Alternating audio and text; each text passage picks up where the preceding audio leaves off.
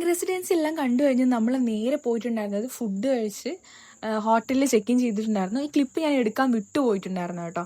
അങ്ങനെ ഹോട്ടലിൽ check in ചെയ്ത് ഫ്രഷപ്പായി ഒരു 1 അവറിനുള്ളിൽ നമ്മൾ വീണ്ടും എല്ലാവരും കൂടെ ഫുഡ് സ്ട്രീറ്റിൽ പോയിട്ടുണ്ടായിരുന്നു, മലേഷ്യൻ ഫുഡ് സ്ട്രീറ്റിൽ. ഓരോരുത്തരും അവിടെ ട്രൈ ചെയ്ത് നോക്കുന്നുണ്ടെങ്കിലും എനിക്കത് ട്രൈ ചെയ്ത് നോക്കാനുള്ള ഒരു താല്പര്യം ഇല്ലാത്തതിനെ കൊണ്ട് ആ ഭാഗത്തേക്ക് പോയിട്ടേ ഉണ്ടായിരുന്നില്ല. അതിങ്ങനെ ഫുഡെല്ലാം കണ്ടു, എക്സ്പ്ലോർ ചെയ്തു, കാണാൻ വെറൈറ്റി ആയിരുന്നു. നമ്മുടെ നാട്ടിൽ കണ്ടുവരുന്ന ഒരു സ്റ്റൈൽ അല്ലാത്തതുകൊണ്ട് കാണാൻ തന്നെ ഒരു വെറൈറ്റി ആയിരുന്നു.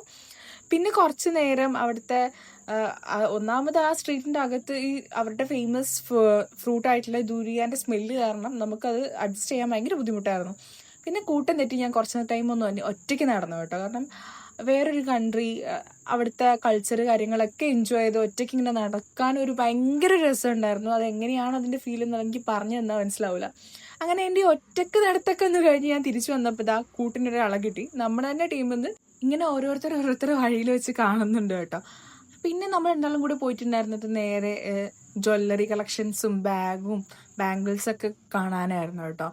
ഒരു ഹ്യൂജ് ഓഫ് വെറൈറ്റി കളക്ഷൻസ് തന്നെയുണ്ട്. ഭയങ്കര ഇഷ്ടമായി. പിന്നെ ഒരു സൈഡിൽ ബാഗിൻ്റെ കളക്ഷൻസ് ഉണ്ടായിരുന്നു. പക്ഷെ ഒന്നും പർച്ചേസ് ചെയ്യാൻ പറ്റിയൊരു മൈൻഡ് സെറ്റ് ആയില്ലാത്തതുകൊണ്ട് അങ്ങോട്ടേക്ക് ഇറങ്ങിയിട്ടുണ്ടായിരുന്നില്ല.